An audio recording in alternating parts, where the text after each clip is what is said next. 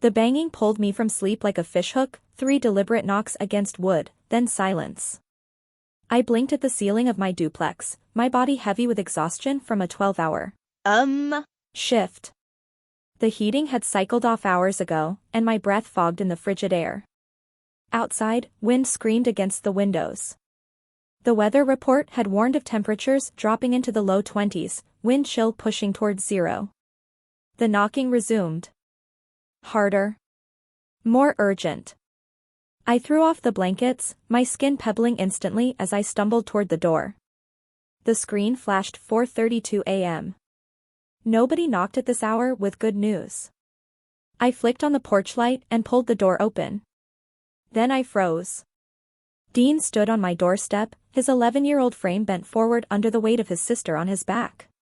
Hannah's arms hung loosely around his neck, her head lolling against his shoulder.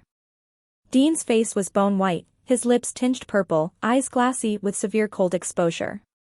He wore soaked pajama pants, no socks, sneakers dark with ice melt. A filthy garage rug was draped over his shoulders. Hannah wasn't moving. My training kicked in before conscious thought could catch up. Her lips and fingernails were blue-gray. Her chest rose and fell in shallow, rapid movements, each breath accompanied by a harsh stridor. She wore only a thin nightgown, but Dean's heavy winter coat had been wrapped around her small body. He'd given her his coat. Inside. Now. My voice came out steady, clinical. I lifted Hannah from Dean's back, frighteningly light, her skin cold and waxy. Dean's legs buckled the moment the weight came off him, and he collapsed onto my floor. I carried Hannah to the couch, my mind running through protocols. Hypothermia. Severe. Respiratory distress, possible croup, airway compromised. I wrapped her carefully, avoiding the extremities. Warm the core first. Rapid rewarming of frozen limbs could send cold blood flooding back to the heart and trigger cardiac arrest. Her breathing was getting worse. I grabbed the nebulizer from my bathroom cabinet, assembled it with shaking hands, and fitted the mask over her small face. The machine hummed to life. Her stridor eased slightly. Dean was still on the floor, shivering so violently his teeth clattered. I hit 911, put it on speaker, my voice glass smooth and professional as I reported 2 pediatric medical emergencies, suspected severe child neglect. I moved to Dean, wrapped him in my comforter, then heated chocolate milk in the microwave. Not too hot. Hot enough to warm his core from the inside. He took small sips, his hands too stiff to grip the mug, each swallow making his face twist in pain. My brain catalogued injuries with clinical detachment. Frostbite on Dean's toes. Malnutrition, both children underweight, cheekbones too prominent. Hannah's fingernails dirty and ragged. Dean's hair matted, greasy. These were my brother's children. Joshua and Jane lived in a mansion in Riverside Heights. 5 bedrooms. Heated floors. An expensive wine collection. And they'd sent their children out into a winter storm in pajamas. Sirens cut through the wind outside. I looked down at Dean, still wrapped in my comforter, his eyes ancient in his child's face.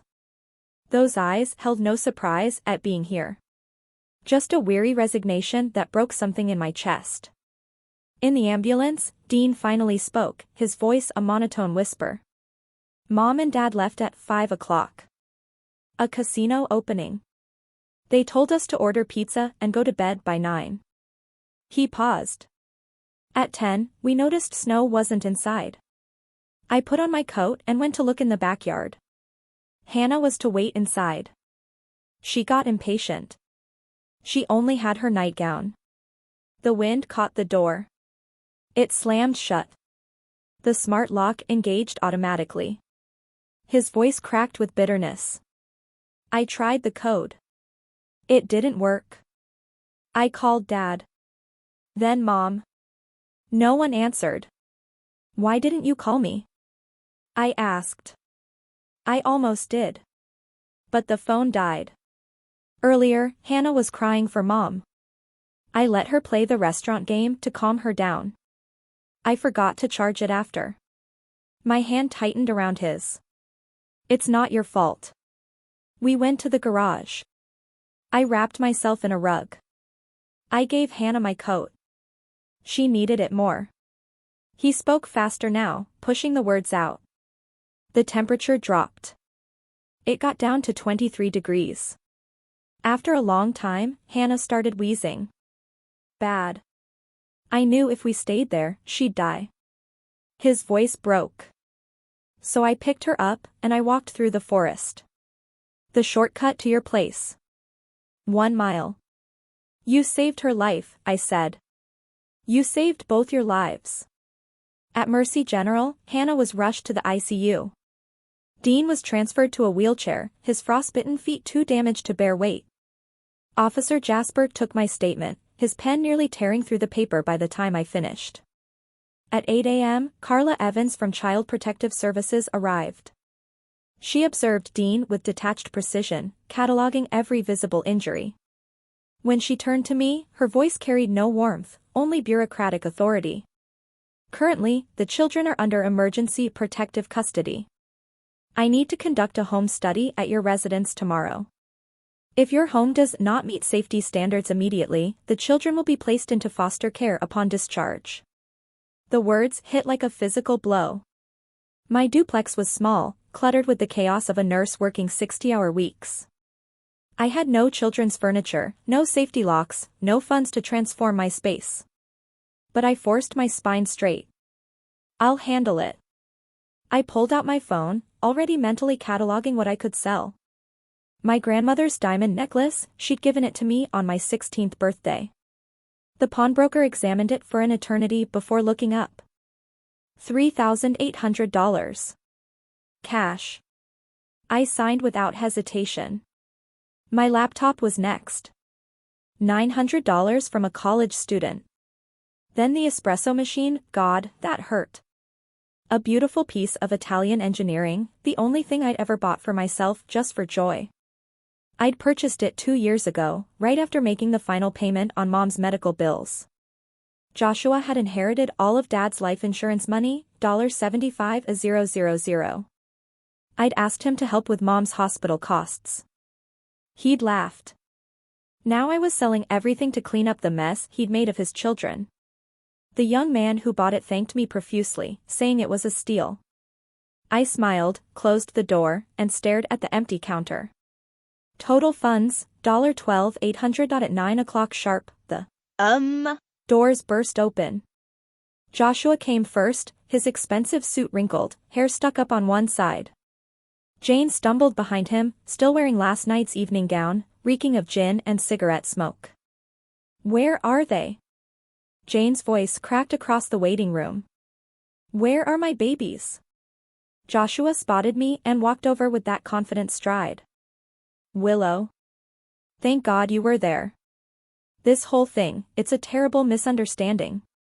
He stepped closer, dropping his voice. I know how hard nursing school was. Those loans, what are you carrying? 60,000? I'll pay them off. All of them. Today.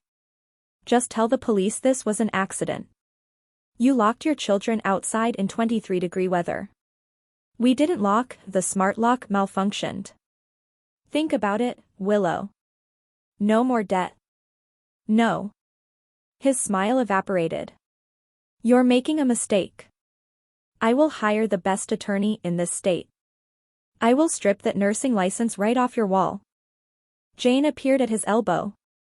Maybe Willow just needs time to think about what's best for the children. You live in a duplex, right? How many bedrooms? Something cold crystallized in my chest. 1. But it's warmer than your garage. Joshua's face went purple. He shoved me. Hard. I stumbled backward, my hip hitting a metal cart. Pain exploded through my elbow as I caught myself against the wall. Don't touch her. Dean's voice was small but fierce. He stood, gripping the arms of his wheelchair, his bandaged feet bare. Don't you ever touch her. You left us. You left us to die and you don't even care. Security arrived. Officer Jasper appeared moments later. Turn around. Hands behind your back. The metal handcuffs clicked around Joshua's wrists. Jane started crying, real tears this time, or a convincing approximation. As they led my brother and his wife toward the exit, Dean sank back into his wheelchair, trembling. I knelt beside him, eye level. Are you okay? He whispered. I'm okay. Are you? He nodded. Then, so quietly I almost missed it, thank you.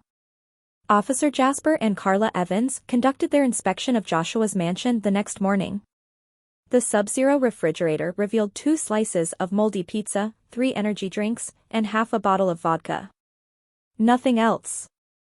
The pantry held stale chips and olives. Dean's room contained a mattress on the floor and a professional ring light in the corner. They threw out his bed to make room for Jane's streaming setup, Carla noted. Mr. Clint, the neighbor, confirmed what they suspected. The boy used to collect their empty cans and bottles, take them to Kroger for the deposits. I'd see him and his sister tearing into Lunchables afterward like they hadn't eaten in days. Carla's knuckles went white around her pen. Environment unsafe. Inadequate nutrition. Evidence of chronic neglect. I'm recommending immediate termination of parental custody. I walked into Attorney Vance's office with every dollar I'd scraped together. He studied the medical records, the photos, the evidence in silence. I can guarantee you win permanent custody, he said. I can also guarantee your brother serves time. The retainer is $9,000. I placed the cash on his mahogany desk. Then let's begin. Carla arrived at my duplex that afternoon. She checked everything, the newly assembled bunk beds I'd stayed up until midnight building, the children's clothes in correct sizes, asthma medications, a humidifier, star-shaped nightlights. She picked up the receipts, studied them, then set them down. She stamped past on her clipboard. You can pick up the children tomorrow morning. Dean walked through my door first, Hannah's hand in his. He saw the bunk beds, the quilts in primary colors, the toy chest stocked with books. His eyes wavered. Hannah lit up at the teddy bears on the bottom bunk, the ones I'd seen her looking at through a store window months ago. This one's yours, she said solemnly to Dean. We match. I knelt down. This is home now. For as long as you need it. Forever, if that's what you want. 2 weeks later, Jane made bail and immediately violated it. She went live on every platform simultaneously, sitting in her mother's home with carefully applied red makeup. I need to speak my truth. My children were taken from me by a jealous, vindictive woman. My sister-in-law, Willow, is a lonely, bitter spinster who lured my babies away with fabricated stories of neglect. Within hours, my social media was under siege. The hospital's main line started ringing with angry callers demanding I be fired.